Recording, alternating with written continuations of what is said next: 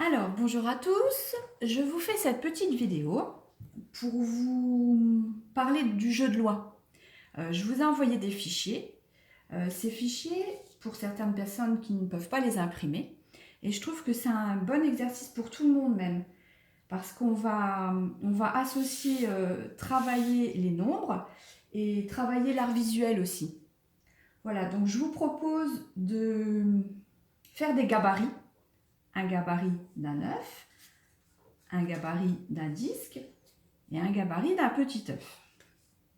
Voilà, donc avec le disque, vous allez pouvoir demander à votre enfant de faire lui-même ce jeu de loi. Ils ont l'habitude à l'école, je leur fais beaucoup de gabarits, ils font les contours, ils placent leur forme, ils font les contours, on fait le tour de la pièce, voilà, on fait le tour et on avance.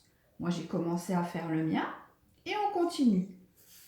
On fait le tour et on avance. Alors, on peut donner une feuille à 4, on peut donner 2 feuilles à 4. Moi, là, c'est une grande feuille à 3 cartonnés, mais vous pouvez prendre la taille que vous voulez. De la même sorte que le cercle, vous pouvez aussi choisir la taille qui convient, plus petit ou plus grand, comme vous le souhaitez.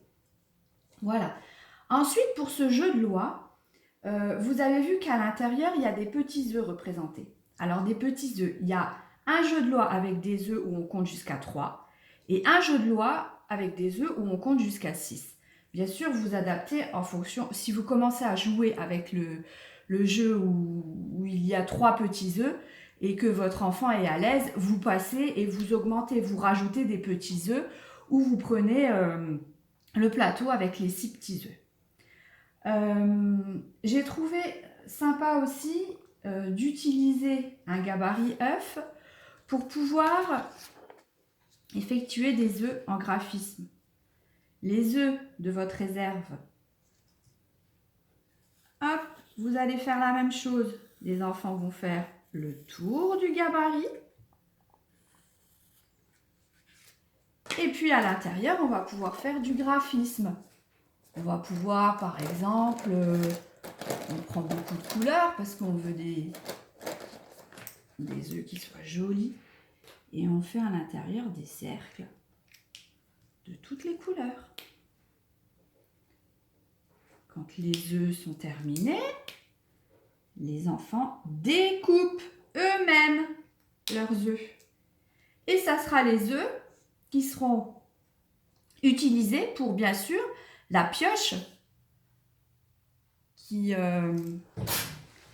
venez voir. La pioche qui est... Hop. Je vous montre. Attendez. Parce que mon message n'est pas encore envoyé.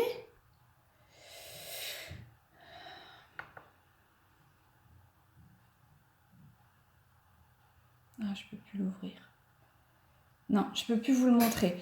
Donc, dans le jeu de loi que je vous joins par fichier, il y a des petits œufs, en fait, les petits œufs qui sont indiqués dans le jeu.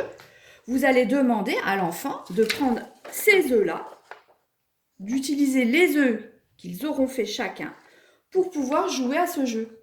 J'espère que vous avez compris, sinon je reviendrai vers vous. Voilà, et j'aimerais aussi rajouter 2 petits points. Quand on lance un dé, quand on joue à un jeu de loi et qu'on lance le dé, maintenant, les enfants, bon, ça tout de suite, normalement, on doit savoir, tout le monde, que c'est 1. Mais quand on lance le dé, par exemple, on tombe sur le 6, nous, adultes, on sait, parce qu'on connaît les constellations. Et on sait tout de suite, on n'est pas obligé de compter 1, 2, 3, 4, 5, 6. Eh bien, ce travail-là, il faut le faire avec les enfants. Moi, tout au long de l'année, j'ai travaillé les 2 avec eux. Et j'aimerais, par exemple, quand ils me... La quantité là, par exemple, j'aimerais tout de suite qu'ils me disent c'est 3. Voilà, c'est un mot scientifique qui s'appelle le subitizing. Mais c'est important, en fait, d'avoir une connaissance des constellations automatique. Il faut que ça soit automatique. On essaye de ne plus compter les phases des dés. Voilà. Et un autre petit point aussi, quand on joue au jeu de loi, moi, je me suis rendu compte en fait que quand les enfants avançaient, par exemple, là on avance, on fait 3, on est au départ. On avance. 1, 2 et 3. On est dans la case là, mon petit lapin, voilà. Tiens debout, on relance le dé. Ah, j'ai fait 4. Eh bien, il y a des enfants qui recomptent cette place-là. 1, 2, 3, 4. Alors que non, il faut que le petit lapin fasse déjà un bond.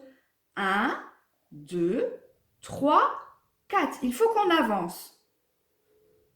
Moi, j'ai rencontré plusieurs fois le problème. Donc, avec vos enfants, quand vous voyez qu'il y a ce petit souci-là, vous leur demandez de se lever et de faire le nombre de pas pour qu'ils visualisent et qu'ils se projettent comme le petit lapin, mais personnellement, et qu'ils fassent 4 pas. Qu'ils avancent de 4 pas. 1, 2, 3 et 4. Voilà, donc ce petit jeu de loi, j'espère qu'il vous plaira. Il fait travailler les mathématiques. À la fin, même quand la partie est terminée, vous pouvez demander aux enfants de comparer. Par exemple, si vous jouez à 2 ou à 3, de comparer et de demander qui en a le plus. Donc, quand il y a des grandes quantités, c'est une solution problème en fait. Même si les enfants ne savent pas compter jusqu'à, je ne sais pas, 15, jusqu'à 16, dénombrer, la comptine numérique, il y en a beaucoup qui la savent jusqu'à 20, jusqu'à 30 même. Mais pour pouvoir comparer, il y a d'autres moyens, il y a d'autres solutions et vous verrez qu'ils les trouvent assez rapidement. Vous leur donnez par exemple les 3 paquets des 3 joueurs et vous leur demandez de trouver la solution qui a gagné et qui a le plus d'œufs. Voilà, donc ma petite vidéo est finie. Je vous dis à bientôt. Bonne journée!